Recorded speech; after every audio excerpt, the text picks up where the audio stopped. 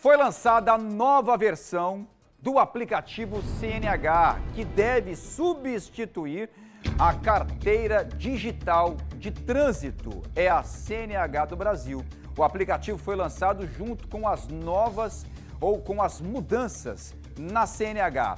O ministro dos Transportes, Renan Filho, destacou que a medida provisória prevê uma redução no preço. Aí a gente agradece, né?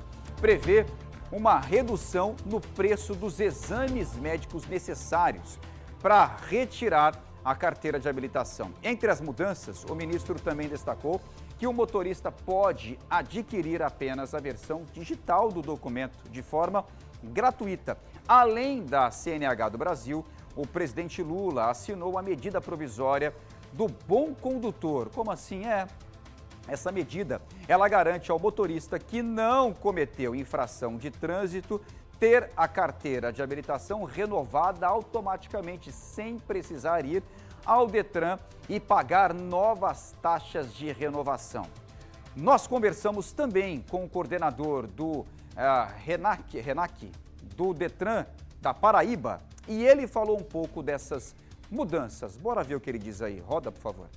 O impacto para quem vai iniciar uma primeira habilitação é grande, né? Uma mudança grande. Já se foi usado esse formato no passado e agora está retornando semelhante ao que já foi feito anteriormente. O futuro condutor ele agora tem mais uma opção para fazer esse processo de formação de condutor, né? Ele agora tem a plataforma digital ofertada pelo governo federal e lá ele pode fazer o curso e, finalizando esse curso gratuitamente, ele já pode agendar a prova de legislação no Detran presencialmente. Qual o papel das autoescolas a partir de agora? Como fica?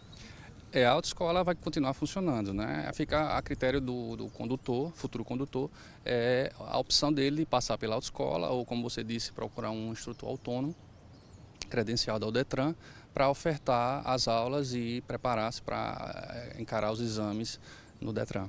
Coordenador, e uma dúvida também bem frequente, quem já começou esse processo, já está ali com meio caminho andado, pode aderir às novas regras? Ficou claro que, a princípio, é para quem está iniciando a partir de agora, já que entrou em vigor a nova regra, mas a gente vai tentar esclarecer isso com a Senatran. É uma grande queixa aí dos condutores, eram os valores que eram cobrados aí pelos CFCs, mas o objetivo aí da proposta e ter colocado em prática pelo governo federal foi reduzir o valor. Com a oficialização das novas regras da CNH, que aconteceu ontem, as aulas em autoescolas passam a ser facultativas. A dúvida de muitos consumidores é saber que se quem iniciou o processo pode ter direito a reembolso desse valor pago. Bora chamar aqui a Glaucinha Araújo para poder responder essa pergunta e outras também, explicar um pouquinho mais dessas mudanças para a gente. Muitas dúvidas surgiram com isso, né? Glaucinha Araújo, coisa linda do João, conta aí.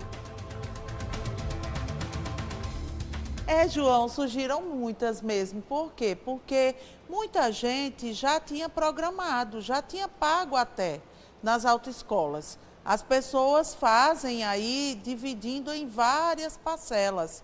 E o que acontece a partir de agora se não existe uma obrigatoriedade da pessoa cumprir aquelas aulas na autoescola, a não ser que você queira continuar com esse serviço oferecido por eles, mas não é obrigatório. Aí o que é que a gente fez? A gente veio no PROCON estadual, né, minha gente? Para saber o que pode ser feito a partir daí. E a gente vai falar com o Samuel Barros, que ele é procurador aqui do PROCON estadual. Samuel, me diga uma coisa, quem já pagou, o que é que faz a partir de agora? Bom dia. Bom dia, Gláucia. Bom dia, João. Bom dia, consumidores. O consumidor deve procurar a autoescola e, como você disse, se quiser ficar com essas aulas já pagas, ele pode plenamente. Mas se quiser o reembolso, ele deve procurar a autoescola, solicitar esse reembolso. Qualquer dificuldade, ele pode procurar o PROCON estadual, que vamos prontamente atendê-lo. Traga o contrato, o comprovante de residência e um documento original com foto, que vamos fazer essa harmonização. É função do PROCON harmonizar as relações do consumo e estamos aqui à disposição do consumidor. Mas isso vale até para aquelas pessoas que já estavam no meio do processo? Sim, se o consumidor, se o aluno da autoescola se sente seguro, se sente apto a fazer a prova e ele quiser desistir, ele deve procurar a autoescola e fazer essa negociação. Qualquer dificuldade, vem aqui ao PROCON estadual, no Almirante Barroso, 693 Centro, e vamos atender, marcar uma audiência, buscar o diálogo entre a autoescola e o consumidor e buscar a solução mais pacífica e harmônica possível. Isso se a pessoa da autoescola não quiser fazer o reembolso. Exatamente. A gente já tem alguns relatos de algumas autoescolas que entendem que o contrato foi um pacote e aí a gente vai ter que marcar uma audiência, submeter a uma consultoria jurídica interna do órgão para um parecer e eventual aplicação de uma sanção prevista no Código de Defesa do Consumidor. O consumidor é que não pode ficar no prejuízo. Não, de maneira nenhuma o consumidor não pode ser prejudicado, até porque ele não deu causa. Essa é uma decisão que veio do CONTRAN, do Conselho Nacional de Trânsito, que publicou uma portaria alterando as regras de obtenção e facilitação da Carteira Nacional de Trânsito, né? Então o consumidor não deu causa, esse contrato ele não está sendo rescindido porque o consumidor não quer mais fazer por livre e espontânea vontade, é por uma determinação legal, uma portaria. E o que é que a pessoa que está em casa nesse instante pode fazer? Ligar para vocês? Tem que vir até aqui no PROCON? Bom, o consumidor ele deve comparecer presencialmente até para que possamos analisar o contrato, identificar possível cláusulas abusivas.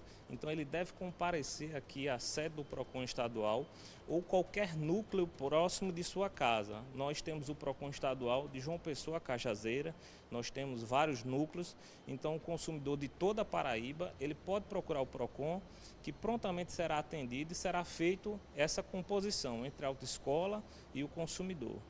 Você falou aí no contrato que pode ter alguma cláusula abusiva e eu lembrei, muitas vezes tem dizendo no contrato assim, se você desistir terá que pagar uma multa. E aí? Exatamente, Glaucia. Essas multas elas têm que ser analisadas caso a caso, porque nós temos várias autoescolas, são vários contratos e esses contratos eles não são padronizados.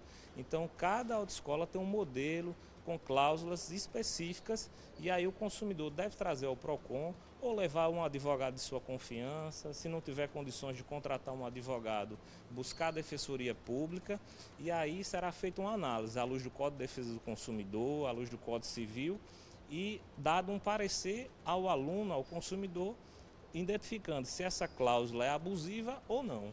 Porque o valor também é bem alto, muita gente se sacrifica bastante para poder fazer essas aulas, né? Porque com a carteira é bem mais fácil você arrumar um emprego.